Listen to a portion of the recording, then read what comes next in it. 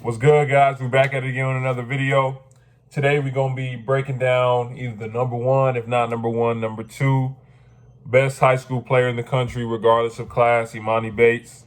Like I said, on Mondays we are going to be doing like 5 stars, 4 stars, just the best high school players in the country, just showing you guys why they have those stars and that these guys actually have weaknesses. Because you look at all the highlights, things like that, these guys look like they're perfect. They don't make mistakes. So I just want to show you guys they do make mistakes. They have things they need to work on, just like you have things you need to work on. This was my first time actually watching a full game of Emoni's. I seen the highlights, seen them cooking, just ISOs, things like that. But after watching, I got some takes on them. So make sure you stay tuned throughout the whole video. I'm gonna talk about that at the end. Let's go. This play right here shows why they call him Baby KD. Tween, in and out into a fadeaway over a 6'7" defender. That's just tough. Emoni's ability to slow his momentum, set his feet, and take and make this jumper is elite. I want you guys to really understand how crazy this is. He just hezzies back and forth into a pull-up three. As you can see, he doesn't even hold his follow-through, and I'll show you why that matters later. I want to give you guys some game right here. Never run at the ball like Emoni does. They teach you this in college because it always leaves an offensive player open for a bucket. As I've watched Emoni's game, I've noticed a lot of it is predicated on ISOs into pull-ups and fadeaways. I paused it right here so you guys can see that regardless of the player, this is a bad shot because of the contest. He's actually in his face, which is why he most likely missed. You might think I'd say this is a bad shot, but for Emoni, with no contest, it actually isn't. He just doesn't hold his follow-through, which leads to things like this. Regardless of the level of player, never have clips like this, you guys, where there's minimal effort. Just a disclaimer, a lot of these shots are bad shots, and I wouldn't recommend them to you guys, but he's just that good that they're going in anyway. Because he doesn't always hold his release, open jumpers like this one don't always fall with the consistency they should with the talent that he has. Just another play of showing you guys what not to do. As you can see, he got upset his teammate didn't make that play, which leads to a dunk on the other end. Even though he is uber talented, bad shots like this one can come back to bite later on in the game, and this one it does. As you guys can see, when Emoni doesn't settle for jumpers, he's actually pretty good coming off ball screens. Rejects it, snakes it, and throws a dime to his teammate. That's a really tough play, especially for someone his size. Plays like this just show you how much of a pro he is. Hand in his face, doesn't matter, bucket. Emoni does settle for this pull-up three, but I want you guys to notice what happens after. He runs at the ball, like I told you guys, and look what happens. Because he did this, he ends up giving up an open three in the corner, doesn't get back in time, bucket. Now, he actually is a decent ball handler for his size. As you can see here, he does a pretty good job dealing with Mikey's defensive pressure. He then calls for a top ball screen. I want you guys to notice what happens. Now, the play is to pass to the corner, but we call things like this just pro buckets. There's really not anything you can do to stop it. This is one of those plays I want you guys not to have in your film. Don't try and leak out early, and always make sure you box out. As I said before, Emoni does tend to force sometimes, which is what this shot is, and especially with time, score, momentum, they could have gotten a better shot within the offense.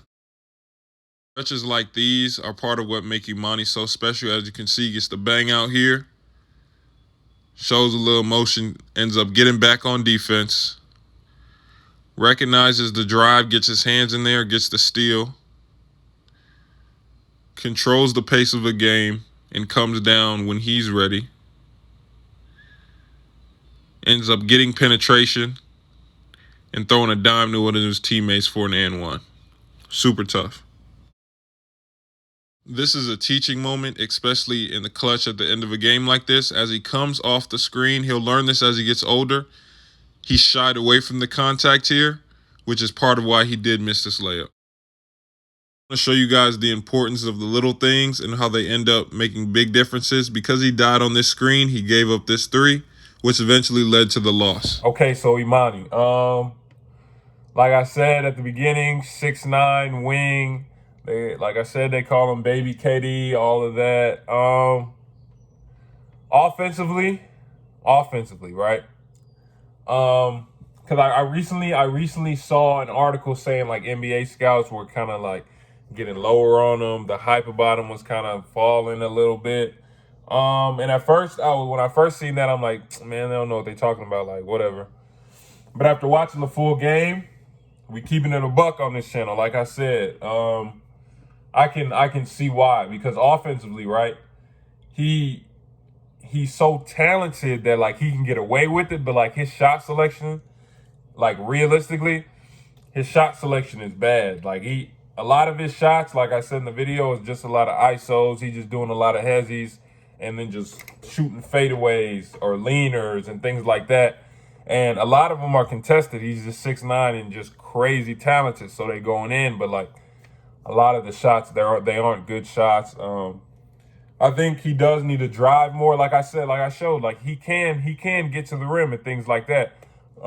It may just be because he's skinny right now. He might not want that contact yet, but you know, I definitely think he needs to add that aspect of his game in terms of just actually attacking the rim and not just settling for so many pull-up jumpers. Because right now that looks like that's what his offense is, just strictly, you know, pull-up jumpers.